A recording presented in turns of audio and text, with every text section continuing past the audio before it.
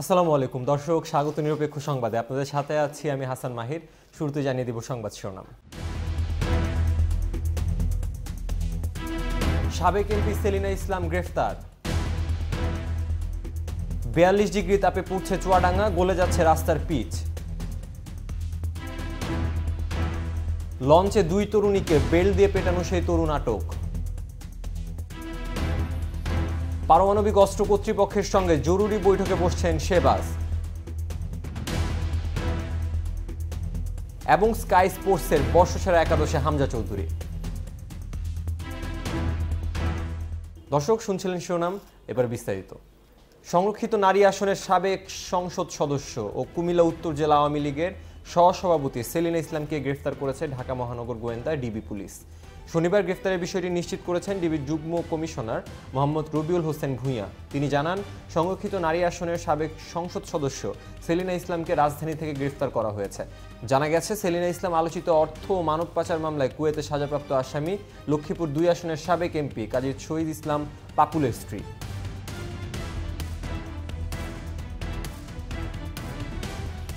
এদিকে চুয়াডাঙ্গা জেলার উপর দিয়ে অতি তীব্র তাপ প্রবাহ বয়ে যাচ্ছে। রোদের তাপে তেতে উঠেছে প্রকৃতি। ক্রমান্বয়ে বাড়তে থাকায় তাপ প্রবাহে পুড়ছে পুরো জেলা। এতে সবচেয়ে বেশি বিপাকে পড়েছেন খেটে খাওয়া শ্রমিকেরা। শনিবার বিকেল 3টায় চুয়াডাঙ্গার সর্বোচ্চ তাপমাত্রা রেকর্ড করা হয়েছে 42 ডিগ্রি সেলসিয়াস। এই সময় বাতাসের আর্দ্রতা ছিল 16%, যা চলতি মৌসুমে দেশের সর্বোচ্চ তাপমাত্রা। শুক্রবার চুয়াডাঙ্গায় সর্বোচ্চ তাপমাত্রা রেকর্ড করা হয়েছিল 41.2 ডিগ্রি সেলসিয়াস। বাতাসের আর্দ্রতা ছিল 24%, যা ছিল দেশের সর্বোচ্চ তাপমাত্রা। এর আগে বৃহস্পতিবার চুয়াডাঙ্গায় সর্বোচ্চ তাপমাত্রা রেকর্ড করা হয়েছিল 39.7 ডিগ্রি সেলসিয়াস। তাও ছিল দেশের সর্বোচ্চ তাপমাত্রা। আগামী 15 তারিখ পর্যন্ত তাপপ্রবাহ থাকতে পারে বলে জানিয়েছেন চুয়াডাঙ্গার প্রথম শ্রেণীর আবহাওয়া পর্যবেক্ষণাগারের ভারপ্রাপ্ত কর্মকর্তা জামিনুর রহমান। তিনি বলেন, আগামী সোমবার থেকে তাপমাত্রা একটু কমতে পারে। এছাড়া 15ই মে পর্যন্ত তাপপ্রবাহ চলমান থাকার সম্ভাবনা রয়েছে। এর মধ্যে বৃষ্টির কোনো আভাস নেই। এদিকে তীব্র তাপপ্রবাহে শ্রমিক, দিনমজুর, রিক্সা, ভ্যান চালকরা অস্থির হয়ে পড়েছেন। সবচেয়ে বেশি বিপাকে পড়েছেন কৃষক ও খেটে খাওয়া মানুষ। রোদের তাপে শহরের কোর্ট রোড, বড়বাজার সড়কে পিচ গলে যেতে দেখা গেছে। জেলা শহরের বিভিন্ন স্থানে শরবত বিক্রি করা হচ্ছে। আশেপাশে ডাবের চাহিদাও রয়েছে। একজন শরবত বিক্রেতা বলেন, বেশ কয়েকদিন যাবৎ প্রচুর পরিমাণ শরবত বিক্রি হচ্ছে। বেলা বাড়ার সাথে সাথে লোকের আনাগোনা কম হলেও সকাল বা বিকেলের দিকে আসছে ক্রেতারা। মুন্সিগঞ্জ লঞ্চ ঘাটে যাত্রাবিরতির জন্য থামা একটি লঞ্চে 2 তরুণীকে প্রকাশ্যে মারধরের ঘটনায় নেহাল আহমেদ ওরফে জিহাদ নামে এক তরুণকে আটক করেছে পুলিশ। আজ শনিবার দুপুরে তাকে আটক করে সদর থানা পুলিশ। আটক নেহাল আহমেদ মুন্সিগঞ্জ সদর উপজেলার দক্ষিণ ইসলামপুর এলাকার বাসিন্দা। পুলিশ বলছে, এমভি ক্যাপ্টেন নামে লঞ্চে মারধরের শিকার ওই 2 তরুণীর বয়স 19 থেকে 20 বছর।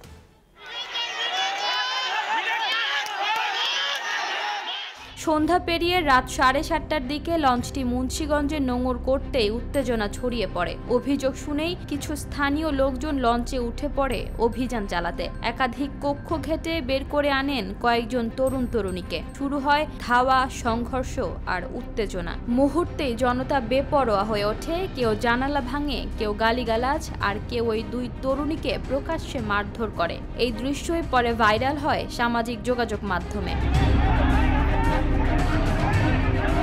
ঘটনার একটি ভিডিওতে দেখা যায়, নেহাল আহমেদ জিহাদ নামের এক যুবক নিজেই স্বীকার করেছেন তিনি 2 তরুণীকে আঘাত করেছেন। তার ভাষ্যে, আমি না মারলে হয়তো আরো বড় কিছু হয়ে যেত। আমি ভাই হিসেবে পরিস্থিতি ঠান্ডা করতে বাধ্য হই, দুঃখ প্রকাশ করেন তিনি। তবে মানবাধিকার কর্মীরা বলছেন, এটি ভাইয়ের ভূমিকা নয়, বরং এক প্রকার জনতুষ্টি নির্ভর ন্যায় বিচার, যা অসভ্যতারই আরেক নাম।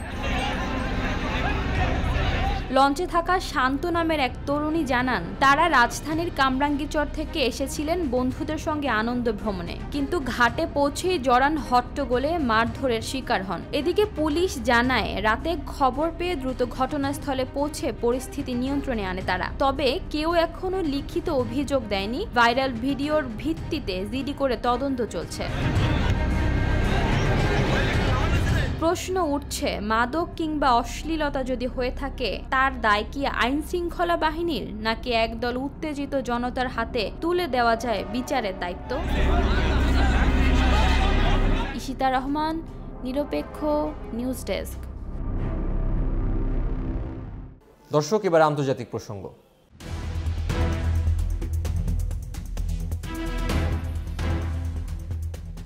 ভারতের অপারেশন সিঁদুর সেনা অভিযানের পাল্টা জবাব দিতে অপারেশন বুনিয়াল উল মারসুস শুরু করেছে পাকিস্তান।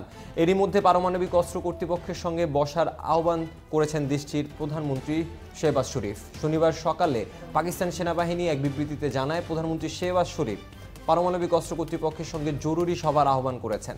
এটি পারমাণবিক ও ক্ষেপণাস্ত্র নীতি সংক্রান্ত বিষয়ে দেশের সর্বোচ্চ সিদ্ধান্ত গ্রহণকারী কর্তৃপক্ষ।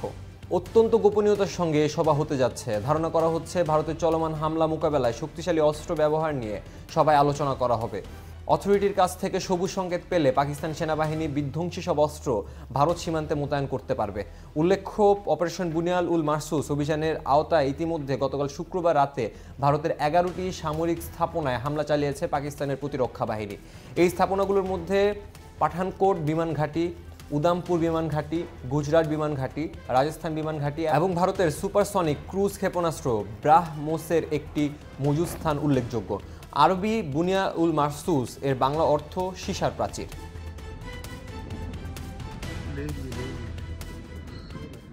দর্শক, এবারে খেলার প্রসঙ্গ।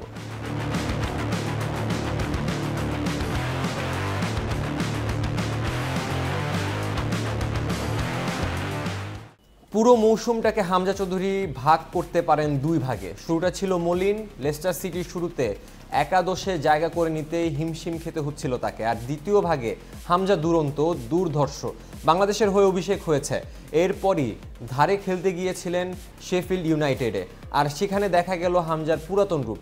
ক্রিস ওয়াইল্ডার আরও একবার হামজার কাছ থেকে বের করে আনলেন সামর্থ্যের পুরোটা। কখনো মিডফিল্ডে, আবার কখনো রাইট ব্যাক হয়ে হামজা চৌধুরী বেলসদের লাল সাদা জার্সিতে ছিলেন দুর্দান্ত। আর মৌসুমের একেবারে শেষ সময়ে এসে পেলেন সেটারই স্বীকৃতি। দর্শক, এই ছিল এখনকার মতো নিরপেক্ষ সংবাদ। পরবর্তী সংবাদ দেখার আমন্ত্রণ জানিয়ে এখানে বিদায় নিচ্ছি। আল্লাহ হাফেজ।